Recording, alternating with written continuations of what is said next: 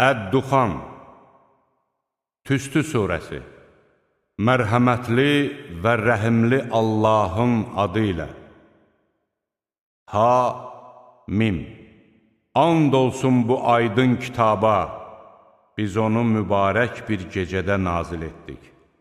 Həqiqətən biz qorxuduruq. Hər bir hikmətli iş o gecədə ayırd edilir. Dərgahımızdan vəhy edilən əmr ilə. Həqiqətən kitabları və elçiləri biz göndəririk.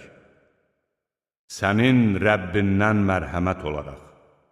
Şübhəsiz ki, o eşidəndir, biləndir. Əgər yəqinliklə inanırsınızsa, bilin ki, Allah göylərin, yerin və onların arasında olanların Rəbbidir. Ondan başqa ibadətə layiq olan məbud yoxdur. O həm dirildir, həm də öldürür. O həm sizin Rəbbiniz, həm də əcdadlarınızın Rəbbidir. Lakin onlar şəkkə qapılıb əylənirlər. Sən göydən aşkar bir tüstü gələcəyi günü gözlə. O tüstü ki, insanları bürüyəcəkdir. Bu, ağrılı, acılı bir əzabdır.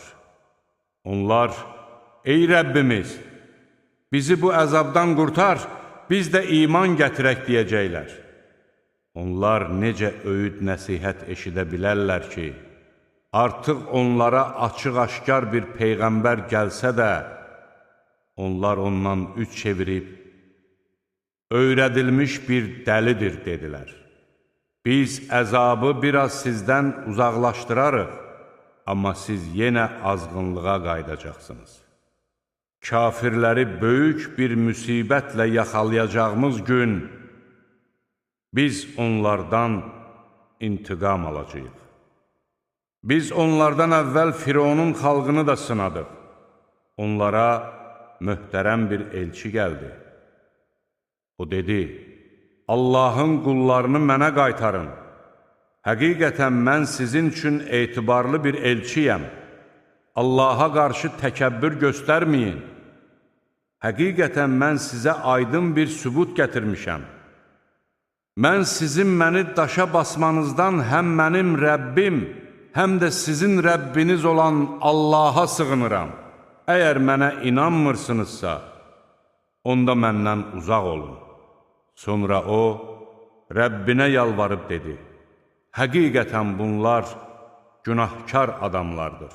Allah dedi, qullarımla birlikdə gecə yola çıx. Şübhəsiz ki, siz təqib olunacaqsınız. Dənizi də sakit burax. Onlar suda batırılacaq əskərlərdir. Onlar neçə-neçə bağlar, çeşmələr qoyub getdilər. Ha belə əkinlər, möhtəşəm yerlər və içində həzz aldıqları neymətləri də qoyub getdilər. Bax belə, biz o neymətlərə başqalarını varis etdik. Nə göy, nə də yer onlardan ötürü ağlamadı. Onlara möhlət də verilmədi. Artıq İsrail oğullarını alçaldıcı əzabdan qurtardıq Firondan. Həqiqətən o, özünü yüksək tutan və həddi aşanlardan idi. Biz İsrail oğullarını öz elmimizlə aləmlərdən üstün tutduq. Onlara içində açıq-aydın imtihan olan dəlillər verdik. Bunlar mütləq deyəcəklər. Bizim ancaq bircə ölümümüz var. Biz bir daha dirildilməyəcəyik. Əgər doğru deyirsinizsə, onda atalarımızı dirildib gətirin. Bunlar yaxşıdır. Yoxsa Tubba tayfası və onlardan əvvəlkilər, biz onları məhv etdik.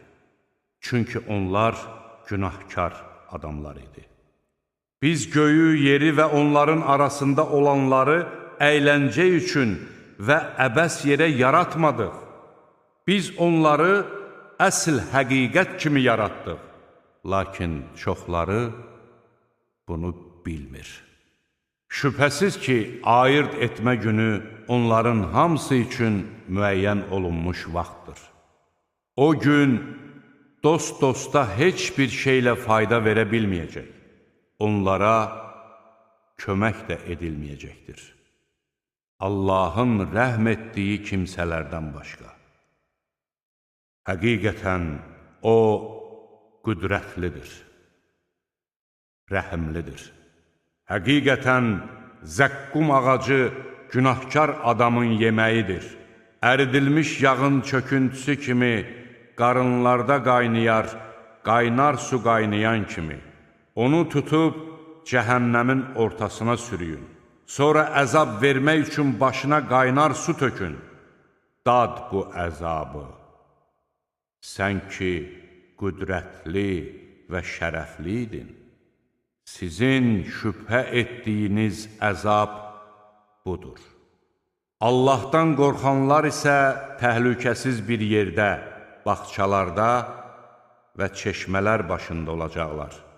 Taftadan və atlazdan libaslar geyib, qarşı-qarşıya əyləşəcəklər. Bax belə, üstəlik onları iri, qara gözlü hurilərlə də evləndirəcəyik. Onlar orada əminamanlıq içində hər meyvədən istəyəcəklər. Onlar orada ilk ölümdən başqa heç bir ölüm dadmayacaqlar. Allah onları cəhənnəm əzabından qorumuşdur. Sənin Rəbbinin lütfkarlığı sayəsində. Məhz bu, böyük uğurdur.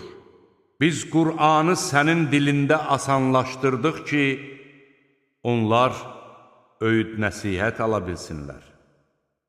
Sən gözlə, şübhəsiz ki, onlar da gözləyirlər.